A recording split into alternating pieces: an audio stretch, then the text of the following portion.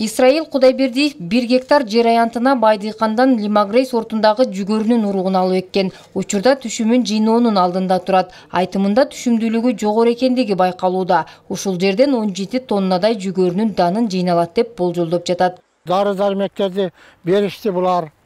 Булар жалбырактан удобрение беришти. 2 жолу 2 кыл. Урукту беришти, бекер беришти. Мынаке Кудай кааласа жакшы маке. Мындай макелерди алган эмеспиз. Мунга чейин мен дыйканмын, көп эгип жүргөнмүн. Өтө жакшы маке экен. Алып эгиш керек экен. Элдер дагы көрүп билип, түшүмдүүлүгү жакшы.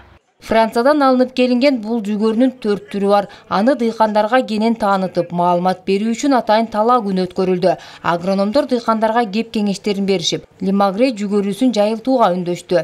Жүгөрүнү өстүрүп аткан мезгилде кандай жер семизгичтерди бериш керек, топуракты кандай даярдаш керек, кошумча жалбырактан бере турган азыктарды кандай бериш керек, өсүмдүктөрдү коргоо жаатындагы курттарга каршы кандай каражаттарды колдонуш керек, ушул тууралуу кеңири маалымат берип, бүгүнкү күндө сапаттуу үрөн менен камсыз кылып дыйкандардын кирешесин жогорулатууга аракет кылып жаткан адистер ушул сыяктуу түшүмдүүлүгү жогору болгон үрөндөрдү эгүүнү өлкө аймагына жайылтууга кызыктар болушууда.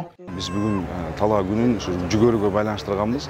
Бул жүгөрү бүгүнкү күндө ушул айыл чарбада өстүрүп аткан өсүмдүктөрдүн эң бир рентабелдүүсү.